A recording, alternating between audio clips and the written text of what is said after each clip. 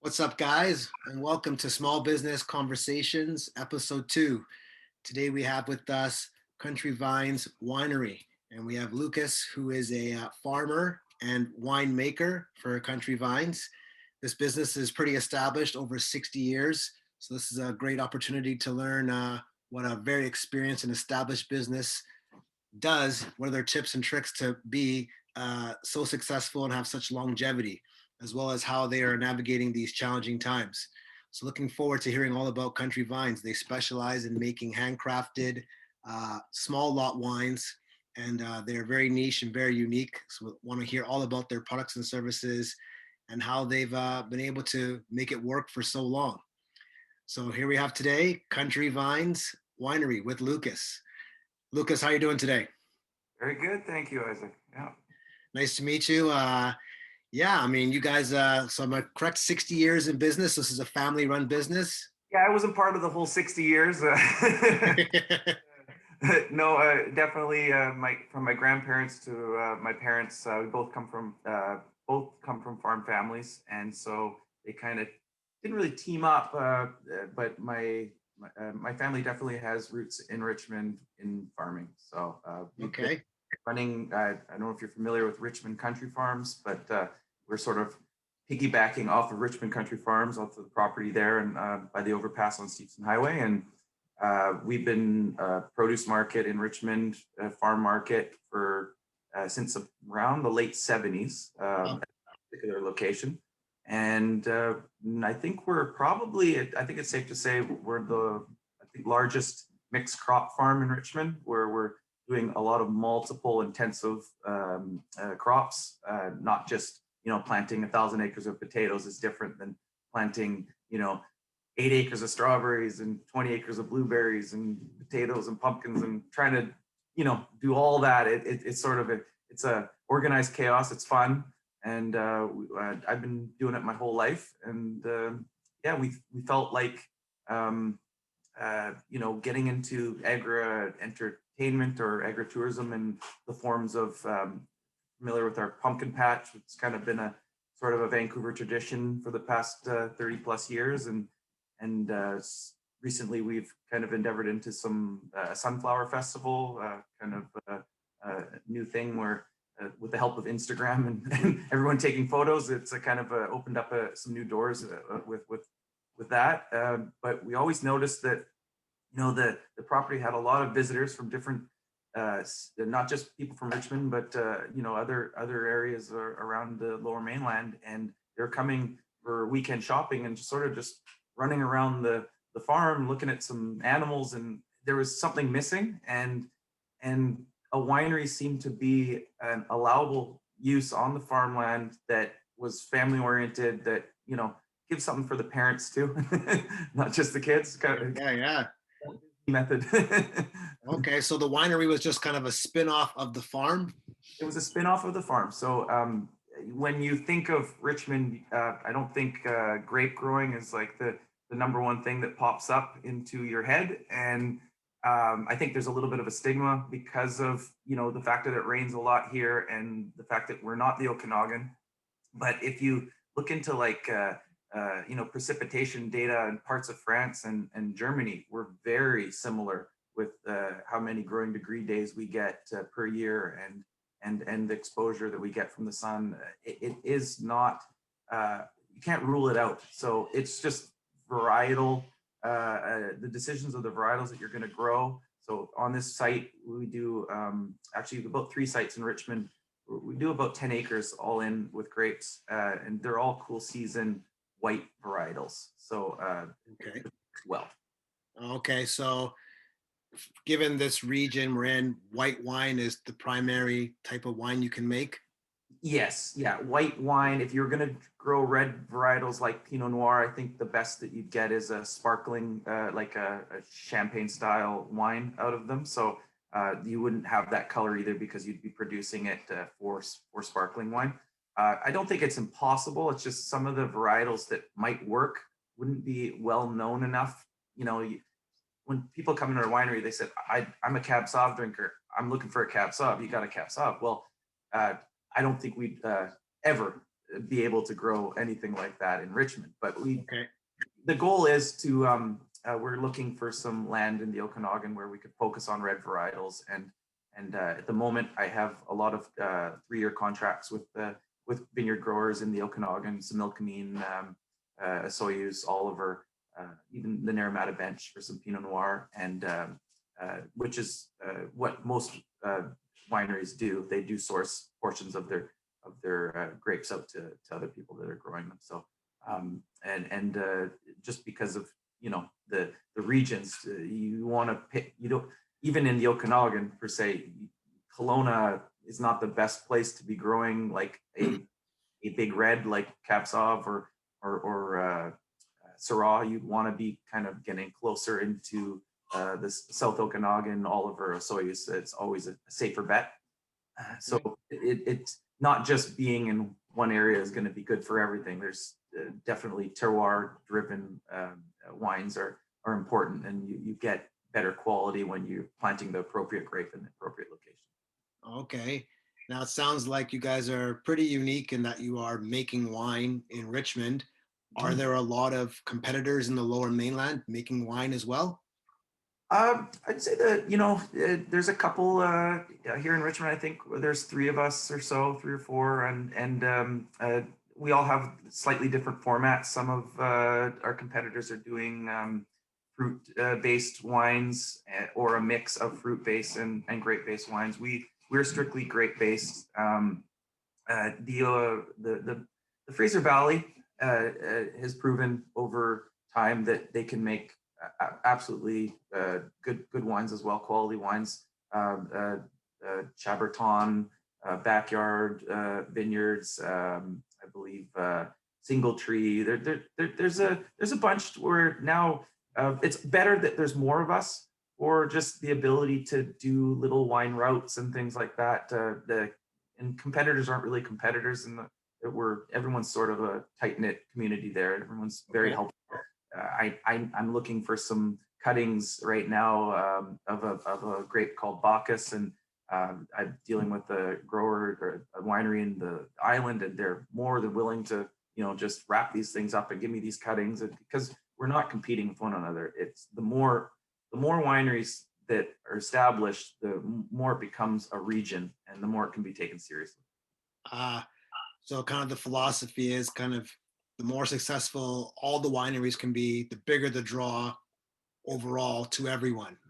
Yeah, and that's not just for trying to bring tourists in. Like it's a nice thing for locals too. It's certainly there's buzz about some of the brewery locations where you can go and hop and do brewery hops, and becomes a day out, and mainly locals doing that. So it's exciting that we're kind of sort of not pioneers to this, but we're trying to go in areas where you're not really supposed to grow grapes, or you're not, just because of what's been assumed.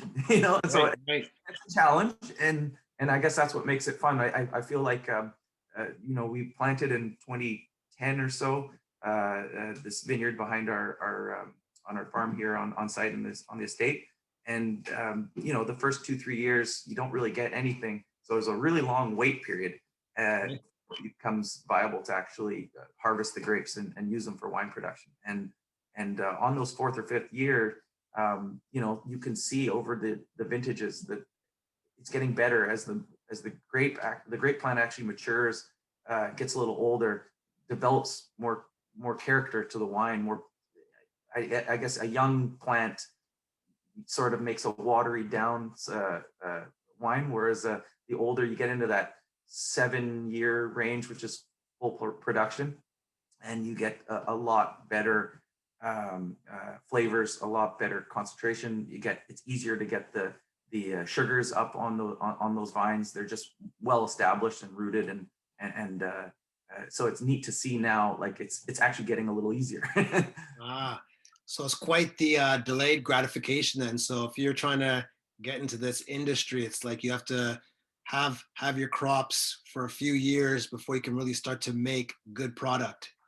Oh yeah, licensing, planting your vineyard, getting all your ducks in a row. It's years and years. Yeah. So, and same when you get into actual winemaking, especially reds. We do a lot of barrel aging with our reds, and so for the stuff that we've put in to sleep in barrels this year for our 2020 vintage, we're not going to see that in a bottle for sale till at least 2023. So you almost forget about that year and what the weather was like, and Wow. what the quality of the grapes were, because it's next, the next vintage comes and now you're already thinking about that one. So it's definitely it's definitely hard to not have that instant gratification, I guess.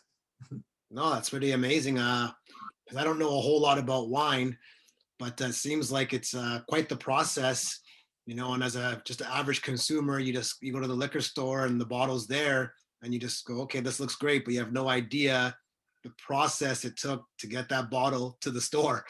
Oh It's yeah, oh yeah, no, amazing. for sure, for sure. Yeah. And you learn a lot along the way, and we're young still in this business, and so there's still a lot for us to learn as well. Okay. And you guys, so the vineyard itself is about 10 years old or so.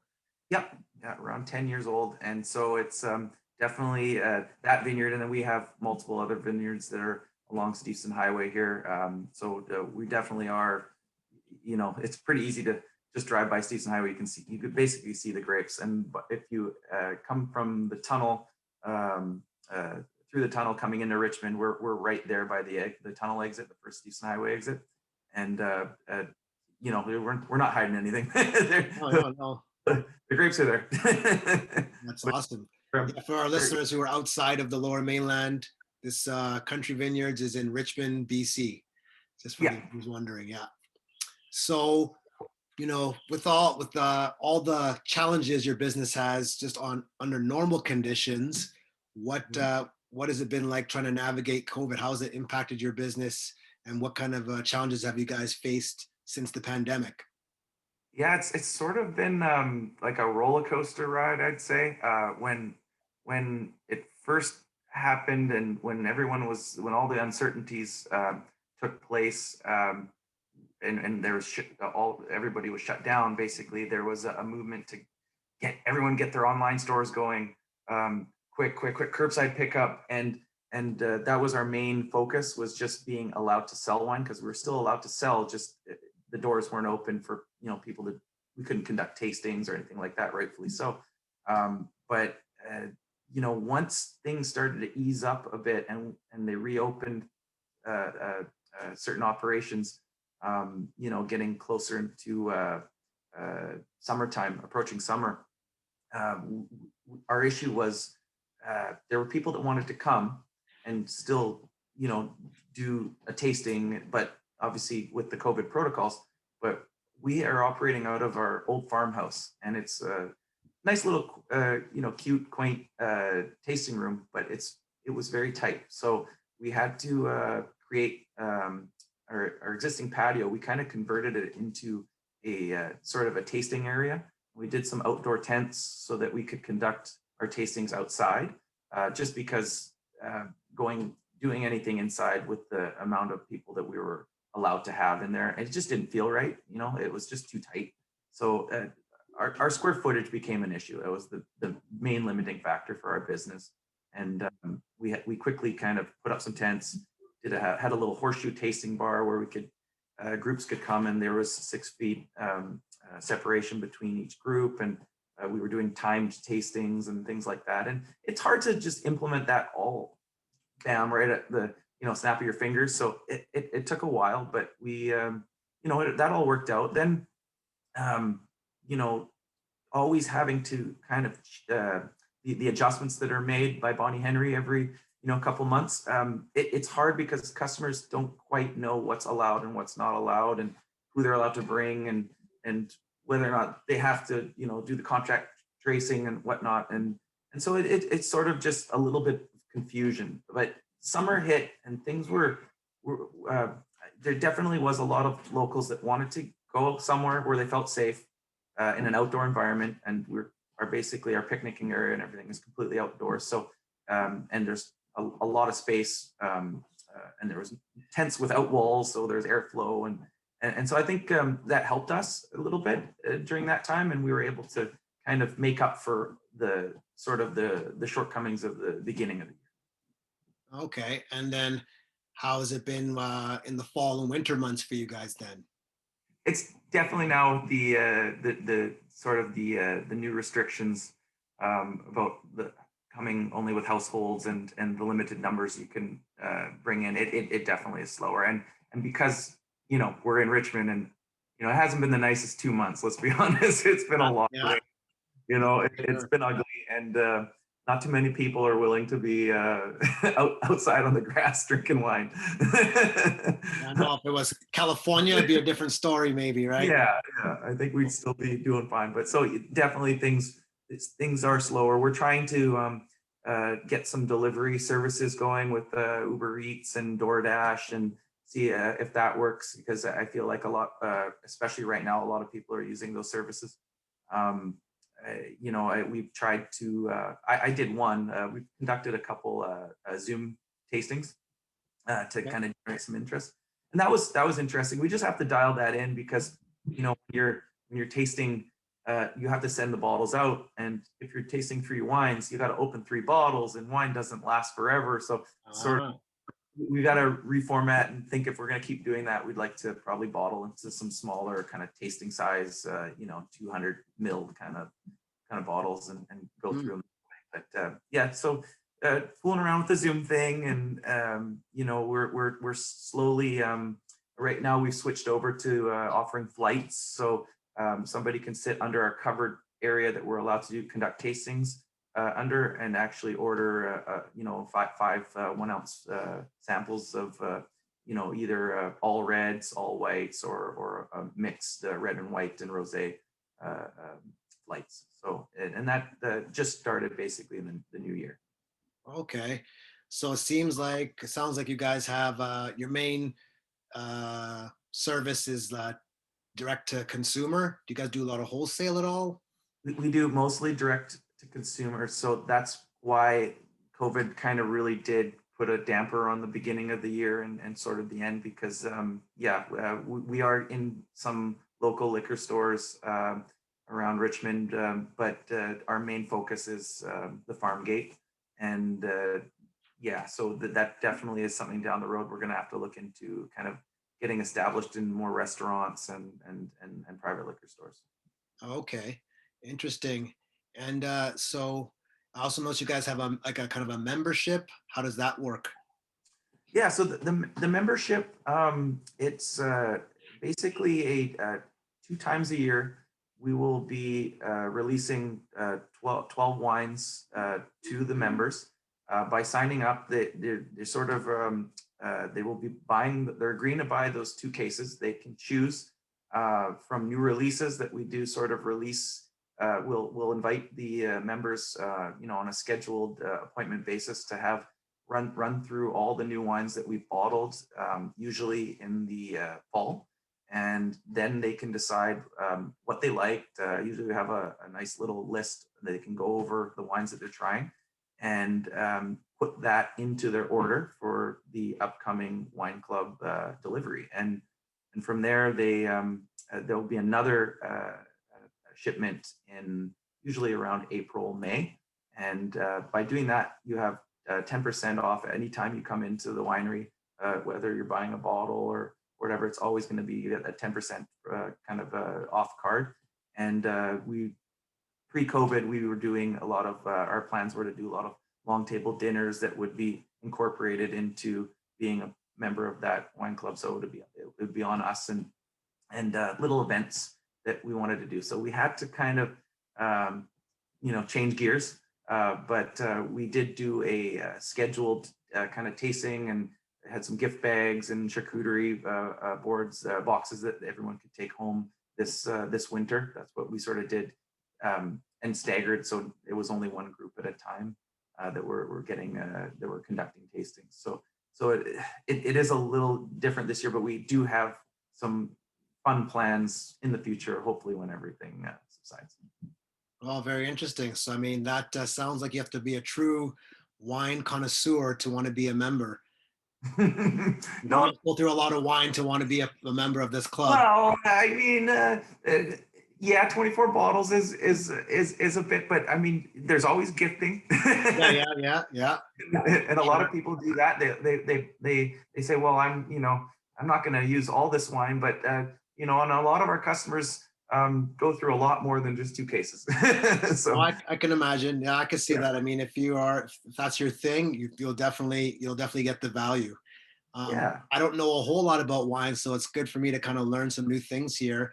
I do have one question, might be silly, I don't know, but like if okay. I walk into a liquor store or even a vineyard and there are so many bottles of wine, so many Mhm. different styles and flavors, whatnot, how does a rookie like me pick a good bottle of wine? What's the secret to picking a good bottle of wine? Well, that's the whole concept of a tasting room, right? So Yeah. you gotta come down to Country Vines, right? And we will go through usually around five different varietals a day, and we have a lot of different wines on the shelf right now, multiple vintages. For us, we focus on our estate whites, and we use them as single varietals. So we'll have a Pinot Grigio that has just on its own. We'll have that Pinot Grigio blended with the other two white varietals, which is Schomburger and Muscat. We'll have a straight Muscat. We'll have a Pinot Gris with a little skin color. So we do a lot of different things with our estate wines. And in order to know anything about it, you can't just read a label. I mean, it gets kind of, you go to a liquor store, how many labels are you going to read? It's really nice to physically actually see the bottle, taste the wine, say this is what I like, this is what I don't like. I prefer having a little notepad or something, and when you do find something that hits right, you write it down because everyone sort of forgets. Like, was it a Syrah or a Cab Sauv that I was drinking there? I can't remember, but the label looks something like this. So if you have a little like mental note or something written down on a notepad that why you like that wine, I think that helps out a lot. And by going through visiting a lot of local wineries, if you taste and taste and taste, usually the tasting fee is usually waived with the purchase of a bottle, anyways. So it's not like it's costing you very much, but you get to experience a breadth of wines, and you can eliminate the ones that right off the bat, that's not for me. You might find I'm not a rosé guy, but I like reds, but I don't like big reds. So I'm sort of in the Pinot Noir area. So you can really dial your taste buds in and what you like, and kind of then you can tailor your wine buying to what you already know you like, and then slowly maybe venture off and try something similar but not quite, and kind of keep learning wine that way. And I think that's the fun part of wine, is it's so there's so many variations that every just from one year to the other, the same grape is not going to taste the same. It's not a batch, it's not a recipe, it's a stylistic approach, and each grower and producer and winemaker is doing something slightly different. So you want to find what you like. Very interesting. Very interesting. It's quite the rabbit hole if you choose to go down it, huh? Yeah, you're in it for the long haul at that Yeah. Interesting. Now, there's a saying, fine wine gets better with age. How true is point. that statement? Um, well, I mean, certain whites definitely get better with age, but a lot of like the whites, especially estate whites that we grow here and stuff, they're built to be consumed in the next 2 to 3 years. They'll last longer, but that's their prime time to be consumed. When you get into like some reds that are a little heavier, a little kind of a tannic edge, that sort of those kind of mouth stripping wines, they generally weren't meant to be consumed right away. So those ones you want to lay down, and you'll see the benefit of them down the road. But a lot of local producers, a lot of like ourselves included, we try to sort of do the a lot of the aging for you. So if you see a red wine that's released in the next little while, that's a 2019 red, it didn't have much time in the barrel sitting, right? So it needed maybe a little more time to age. We like to leave our wines in barrel, the reds at least, for a lot longer, and let them soften and smooth out and get kind of rounder tannins, and sort of just easier to consume. and then we bottle them. And then a lot of the times we let them also age in the bottle for up to a year before we start releasing those wines. So, we are selling a lot of 2014 reds right now, a Cab Franc that I know of right now that's very, very smooth. And everyone's like, oh, this is great. It didn't taste like this 2 years ago when we were trying it. Well, yeah, because it's had more time in that bottle. It's softening. It's dropping some of the natural acids that are in the wine. It's sort of releasing some of those tannins, and it becomes just a lot more palatable without food or protein. So it's time is your friend usually with most red wines.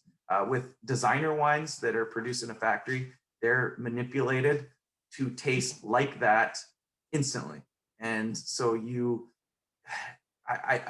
don't do that, but a Right. lot of those larger, well-known names, Apothic, they're sort of out there to just taste as if they've been sitting in a cellar for 10 years, but they're 1 year old, So there's some science involved to that, and that's Frankenwine. So Okay.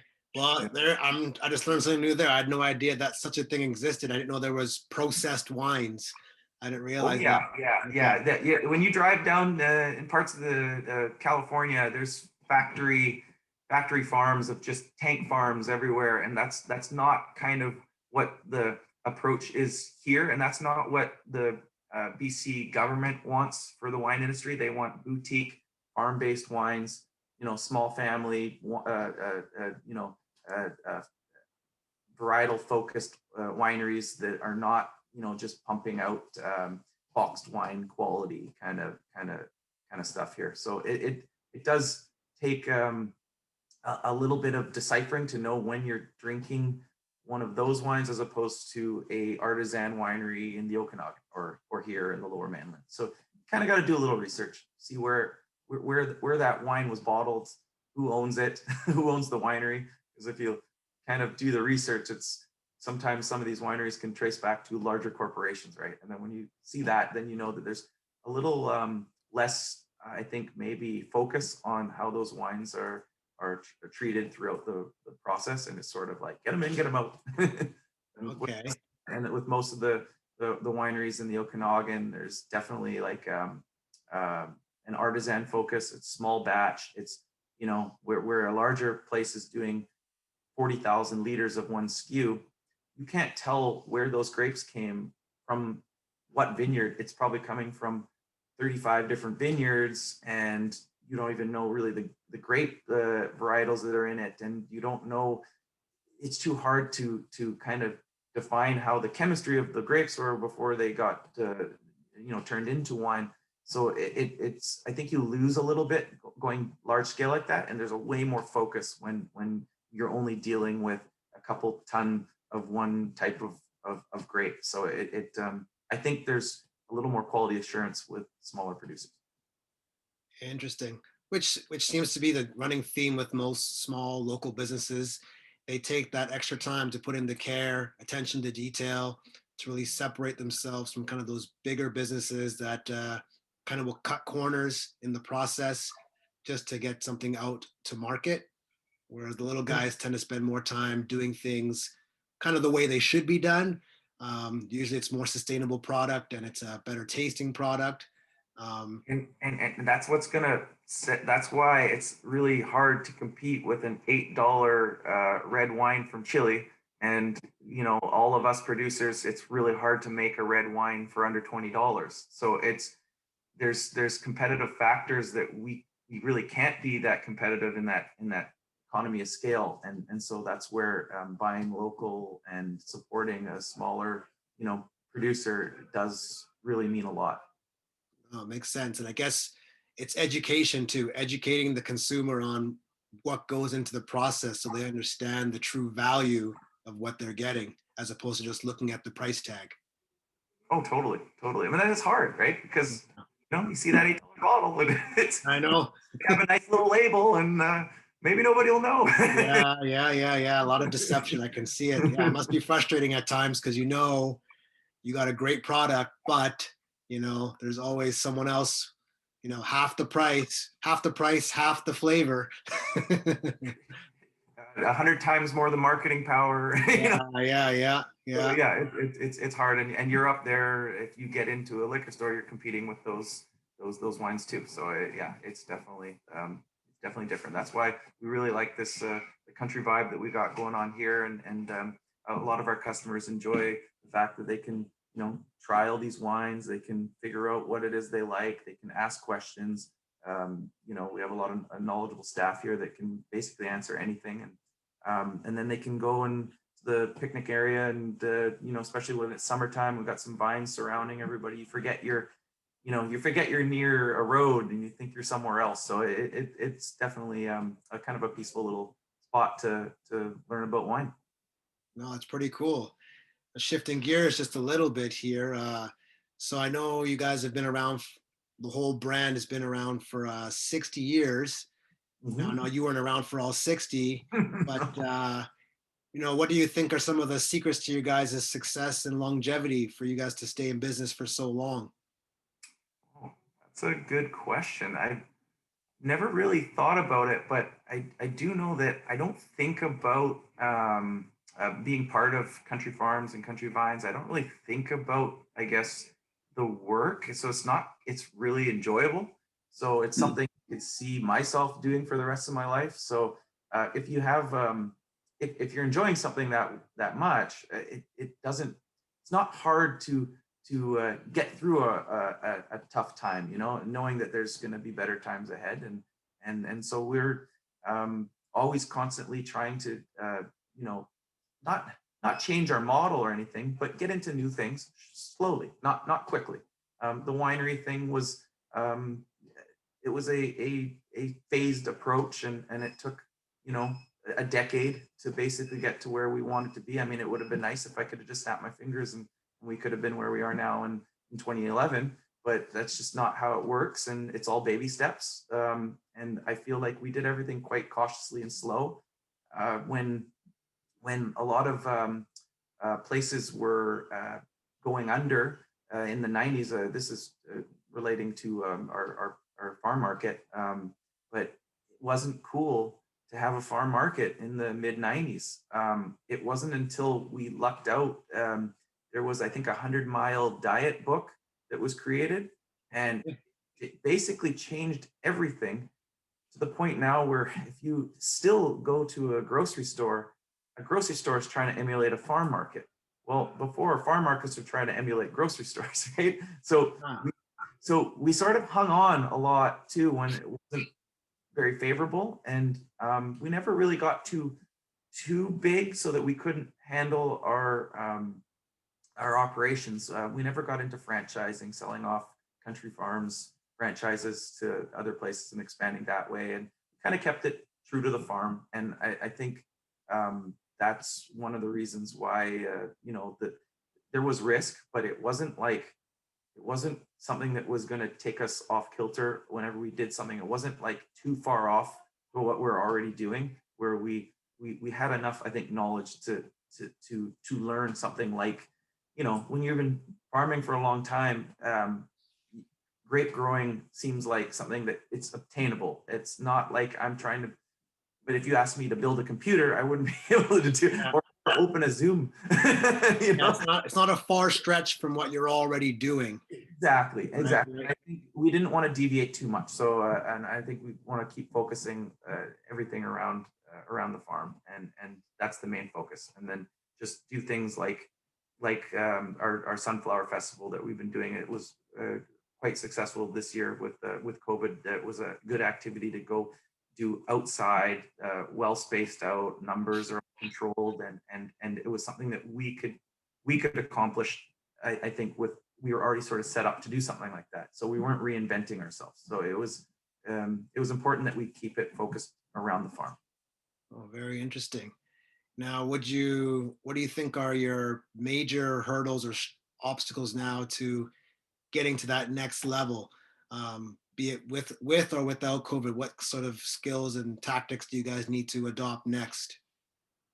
Um, I well, in the winery, like I said, we would like to produce all the wine that we produce. We would like it to be grapes that we are growing. So we really do want to have that control, but it would have to be now in the Okanagan. And so I'd be looking for some sites down the road where I could keep the tonnage down so the quality's up, and have the right land for those varietals that we're already producing now, that I have contracts with growers, but it's just not, you just need that control. So I noticed with anything on the farm, if you're not around to inspect, to know what's going on, to see the timing of everything, because timing always changes with Mother Nature being a little difficult sometimes, and you have to adapt, roll with the punches.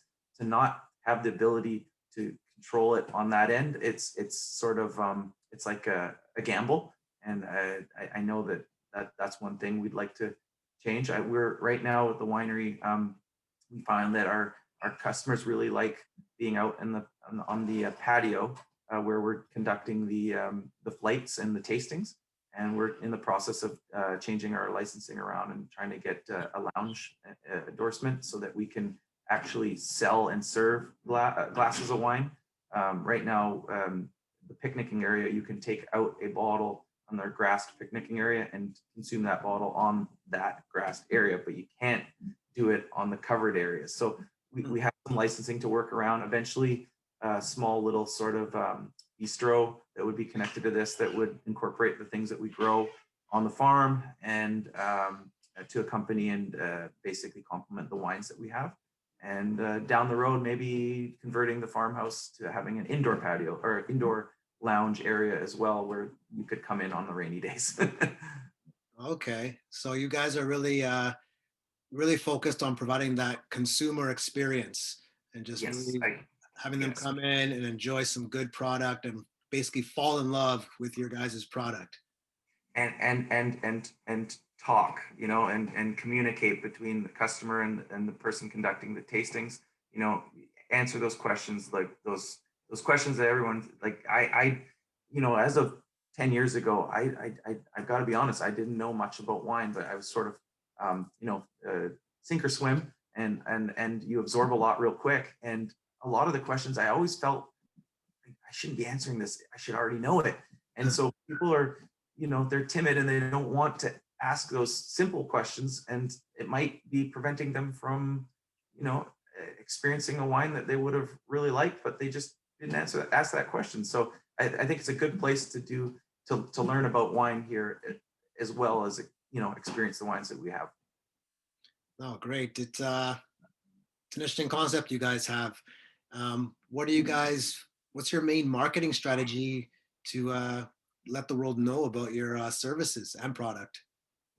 Yeah, and that's where being a farmer is sort of not helping me out whatsoever, because I have zero marketing skills. You can grow the grapes. Don't ask me how to. Yeah, yeah, but I have a team that's helping with our social, and you know uh, little things like that. I my updating signage and things that you don't think about, that I have some exposure off of the highway there, and not enough information about our business there. So slowly trying to just do the simple stuff first, get that out of the way, and then I think we're going to start probably trying to develop a brand. So we're right now we're in that awkward teenage phase, and so I think it's going to be a couple of years from now, but we're going to be wanting to push our brand and get out. I think we want to have a restaurant focus, being a part of some restaurants that we feel are would do well with our wines, and would that produce food that would pair well with our wines, and have the same maybe concepts and the ideologies, and then yeah, maybe get out there, get some exposure just being in restaurants. Being in restaurant is it's advertising, right? And Yeah. don't necessarily make huge sales. Restaurants sometimes might go through two cases a year, but if you can land on those 24 customers that bought your wine at that restaurant, and it just starts to naturally snowball, and you get a little bit of a following, and then you'll have people maybe asking hopefully about your wine at another restaurant, and oh, we don't carry that. Oh, okay, well, I'll look into it.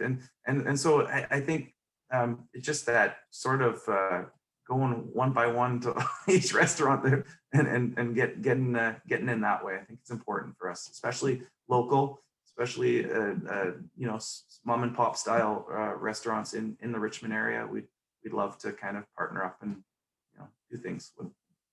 No, that sounds awesome. I mean, I commend you guys for again just having so much longevity. Number one, and I always love niche products and people that are unique and doing things differently, and trying to carve their own place in the market. I think that's really commendable, and it's a great way to separate yourself from your competitors. It's a great way to kind of increase the value of your product as well. So I think that's you guys are doing a great job, even though some days it might not feel like you're there yet. But it seems like you guys are on the right track, and you're on your way to doing some big things, which is pretty cool. Well, I thank you for hearing the story. I think you're the first person we've told it to, especially on Zoom. Well, you know what? This, believe it or not, ironically, this is probably going to be the gold standard of how we communicate, Yeah, market, and do things now, right? It's just, that's the one thing. Like, we've got to adjust and adapt, and this is kind of how we get our word out now and get more exposure, right? Just doing stuff like this. totally. Yeah. I know it's awesome. Thanks for having me. Well, one more last question for you. Do you have any tips or strategies for other fellow small business owners out there or people who are thinking about starting a business? um, yeah, I mean, I'd say that it's you can think about it all the time, but if you don't start somehow getting the ball rolling, I think it almost never happens. And even if it's minute little baby steps, but getting the process started, it's very important because then it almost forces you to keep going and it becomes something that will teach you a little bit of discipline. And if it doesn't work out, it doesn't work out, but at least you could say you started the process, whether it's an application or whether it's, for myself, it was just research, and can I do this? Will this work? Is there a target market? You got to ask those questions every day, but you have to start. And so if and maybe a bad time is a good time to start. Maybe you have more time now to look into these things where when things go back to normal, you might not have the ability or the time or the ability to invest the time into doing or looking into it. So it's just starting. It's very important. It's simple, but that's very, very, very good advice. I mean, people will spend a lot of time deliberating, researching, analyzing, but they never actually take action. It's taking action is where you truly learn.